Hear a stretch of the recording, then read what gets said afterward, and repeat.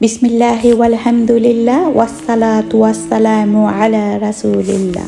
রজব মাস ইসলামী ক্যালেন্ডারের সপ্তম মাস এবং এটি 4টি পবিত্র মাসের একটি।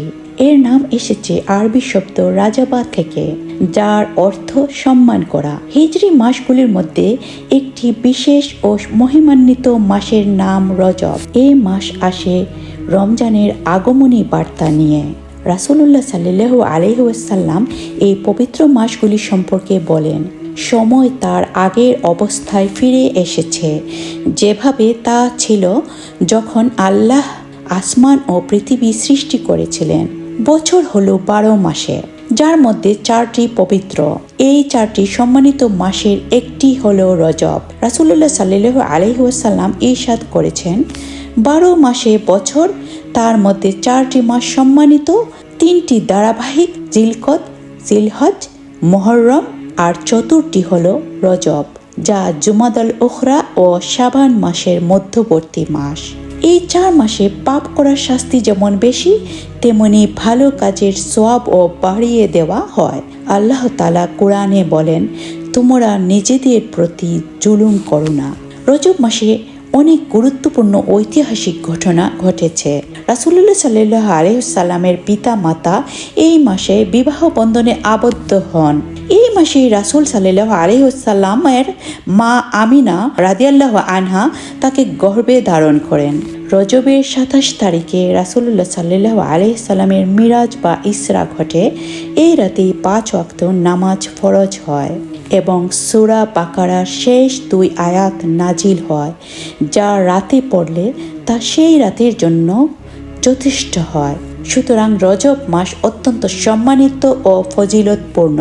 জাহিলিয়ার যুগে আরবরা এই মাসকে অন্য মাসের তুলনায় অধিক সম্মান করতেন। এজন্য তারা এই মাসের নাম রেখেছিল রজব। ইসলাম আগমনের বছরের 12 মাসের মধ্য থেকে রজব সহ 4 মাসকে আশহুরে হুরুম বা সম্মানিত বা মাস ঘোষণা করা হয়। আল কোরআনে ইরশাদ হয়েছে, নিশ্চয়ই আকাশমণ্ডলী ও পৃথিবী সৃষ্টির দিন থেকেই আল্লাহর কাছে গণনায় মাস 12টি, তার মধ্যে 4টি সম্মানিত হওয়ার কারণে নিষিদ্ধ মাস। এটাই সুপ্রতিষ্ঠিত বিধান।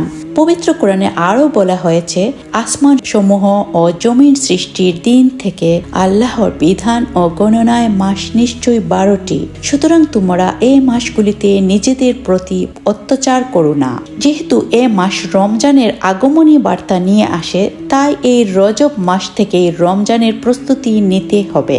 এ মাসের বড় বৈশিষ্ট্য হলো, এ মাস আল্লাহ প্রদত্ত 4টি সম্মানিত মাসের একটি।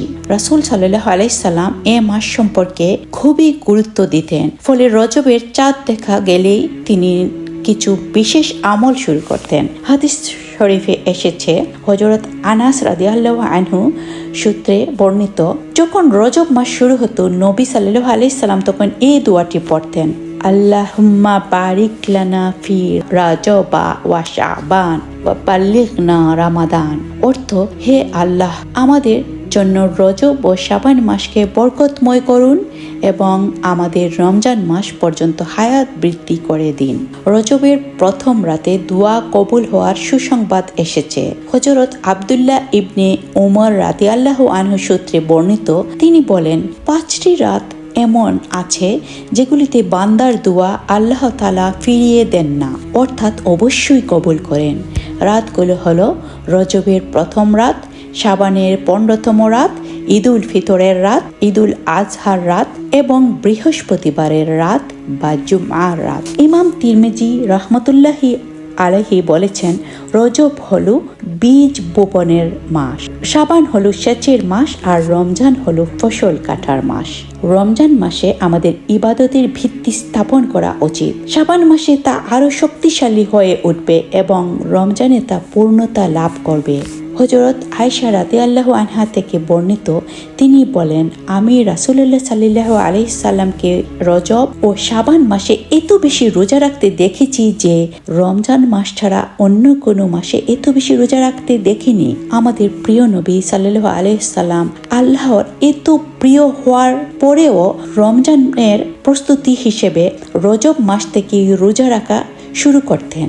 এ থেকে বোঝা যায় রমজানের আগের মাসগুলো ইবাদত বন্দেগী বাড়ানোর কতটা গুরুত্বপূর্ণ। আমরাও যদি রজব মাস থেকে রমজানের প্রস্তুতি নিতে শুরু করি তাহলে ইবাদত আমাদের জন্য আরো সহজ ও ফলপ্রসূ হবে। আল্লাহর কাছে আমরা এই দোয়া করতে পারি, হে আল্লাহ, তুমি আমাকে সুস্থ রাখো যেন আমি আগত রমজানে আরো বেশি ইবাদত, দান খয়রাত, কোরআন তিলাওয়াত এবং অন্যান্য নেক আমল করতে পারি। রাসূলুল্লাহ সাল্লাল্লাহু আলাইহি সাল্লাম শাবান মাসেও অনেক বেশি ইবাদত করতেন এবং নফল রোজা রাখতেন। শুধু রমজান নয়, তিনি অন্যান্য মাসেও নিয়মিত নফল রোজা রাখতেন, বিশেষ করে রজব মাসে। যদি আমরা তার এই সুন্নত অনুসরণ করে প্রতি মাসে কিছু নফল রোজা রাখি তবে রমজানের রোজা রাখা আমাদের জন্য অনেক সহজ হবে। এছাড়া আমরা যদি রজব মাস থেকে আমাদের অন্তরের সব দুর্বলতা দূর করে দিয়ে আল্লাহর পথে নিজেদের মনোযোগী করি তবে রমজানের ইবাদত হবে আরও শান্তিময় ও বরকতময়। রজব মাস থেকেই পরিকল্পিত প্রস্তুতি গ্রহণ করলে রমজানে আমাদের নেক আমলগুলি আরও বেশি সুন্দরভাবে আদায় করা সম্ভব হবে। আসুন আমরা রজব মাসে বেশি বেশি ইবাদত করি এবং রমজানের প্রস্তুতি নেই। আল্লাহ আমাদের এই মাস বরকতময় করুন। আমিন।